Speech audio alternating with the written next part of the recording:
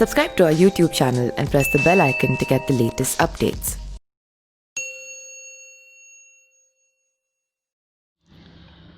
राम एक ऐतिहासिक महापुरुष थे और इसके पर्याप्त प्रमाण हैं। शोधानुसार पता चलता है कि भगवान राम का जन्म आज से 7128 वर्ष पूर्व अर्थात 5114 ईस्वी पूर्व को उत्तर प्रदेश के अयोध्या नगर में हुआ था। तो आइए जानते हैं अयोध्या और राम मंदिर के बारे में 10 रोचक तथ्य। पहला, भारत की प्राचीन नगरियों में से एक अयोध्या को हिंदू पौराणिक इतिहास में पवित्र और सबसे प्राचीन सप्तपुरियों में प्रथम माना गया है। सप्तपुरियों में अयोध्या, मथुरा, माया यानी कि हरिद्वार, काशी, कांची, अवंतिका यानी कि उज्जैनी और द्वारिका को शामिल किया गया है। दूसरा, सरवी नदी के तट पर बसे इस नगर को रामायण अनुसार प्रथम धरतीपुत्र स्वयंभू मनु ने बसाया था। पौराणिक कथाओं के अनुसार ब्रह्मा से जब मनु ने अपने लिए एक नगर के निर्माण की बात कही तो वे उन्हें विष्णु जी के पास ले गए। विष्णु जी ने उन्हें अवध धाम में एक उपयुक्त स्थान बताया। विष्णु जी ने इस नगरी को बसाने के लिए ब्रह्मा तथा मनु के साथ देवशिल्पी विश्वकर्मा को भेज दिया। हालांकि इस नगरी का रामायण अनुसार विभूषवान सूर्य के पुत्र वैभवस्त मनु महाराज द्वारा स्थापित की गई थी। माथुरों के इतिहास के अनुसार वैभवस्त मनु लगभग 6673 ईसा पूर्व जन्मे हुए थे। तीसरा, अयोध्या नगरी भगवान विष्णु के चक्र पर स्थित है। स्कंद पुराण के अनुसार अयोध्या भगवान विष्णु के चक्र पर विराजमान है। चौथा, अयोध्या का सबसे पहला वर्णन अथर्ववेद में मिलता है। अथर्ववेद में अयोध्या के देवताओं का नगर बताया जाता है। अष्टचक्रा नवद्वारा देवानाम पुरोध्या। आओ जानते हैं इसके प्राचीन और पौराणिक इतिहास।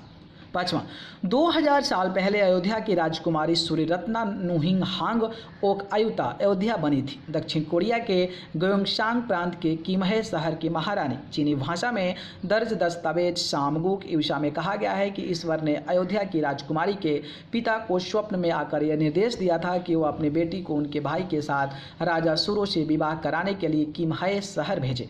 आज कोरिया में कारक गोत्र के तकरीबन 60 लाख लोग खुद को राजा सूरो और अयोध्या की राजकुमारी के वंश को बताते हैं। इस पर यकीन रखने वाले लोगों की संख्या दक्षिण कोरिया की आबादी के 10वें हिस्से से भी ज़्यादा है। छठा, अयोध्या राम ही नहीं बल्कि उनके तीनों भाइयों और जैन धर्म के प्रथम तीर्थकार ऋषभनाथ का भी जन्म हुआ था, जो कि श्री राम के कुल ही थे। अयोध्या में ऋषभनाथ के अलावा अजितनाथ, अभिनंदननाथ, सुमितिनाथ और अनंतनाथ का भी जन्म हुआ था, इसलिए यह जैन धर्म के लिए बहुत ही पवित्र भूमि है। ऋषभनाथ के पुत्र भरत ने कई काल तक यहाँ राज किया। श्रीमद् भागवत के पंचम स्कंद एवं जैन ग्रंथों में चक्रवर्ती सम्राट राजा भारत के जीवन एवं उनके अन्य जन्मों का वर्णन आता है। महाभारत के अनुसार भरत का साम्राज्य संपूर्ण भारतीय उपमहाद्वीप में व्याप्त था। अयोध्या इनकी राजधानी थी। इनके ही कुल में राजा हरिश्चंद्र हुए और आगे चलकर ऊपर बताए गए महान राजा हुए।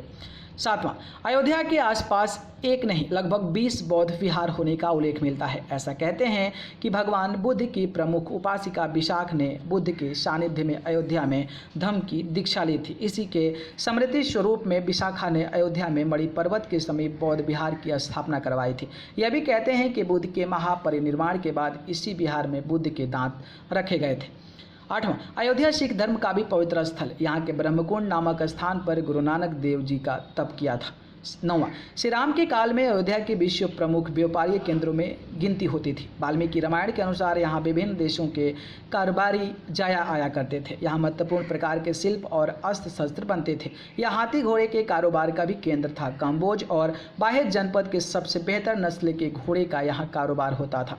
यहाँ विंध्याचल और हिमाचल के गजराज भी होते थे। यह भी कहा जाता है कि यहाँ हाथियों की हाइब्रिड नस्ल का भी कारोबार भी होता था। 10वां, अयोध्या था देश का सबसे संपन्न और वैभवशाली नगर। वाल्मीकि रामायण के अनुसार वह पूरी चारों ओर फैली हुई बड़ी बड़ी सड़कें से सुशोभित है।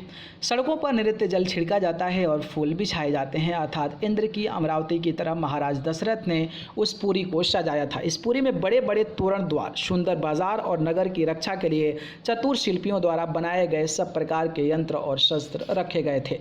वहाँ के निवासी अतुल धन संपन्न थे। उसमें बड़ी बड़ी ऊंची अटारियों वाले मकान जो ध्वजा पताकाओं से शोभित थे और परकोटे की दीवारों पर सैकड़ों तोपें चढ़ी हुई थी। इस तरह के नाट्य स्मृतियों का भी कमी नहीं है। यह सर्वत्र जगह जगह उद्यान निर्मित है। आम के बाग नगरी की शोभा बढ़ाते हैं। नगर के चारों ओर शाखों के लंबे लंबे वृक्ष लगे हुए हैं। यह नगरी दुर्गम किले और खाई से युक्त थी तथा इसे किसी प्रकार का शत्रुजन अपने हाथ नहीं लगा सकते हैं। न्यूज़ रूम से news live. Subscribe to our YouTube channel and press the bell icon to get the latest updates.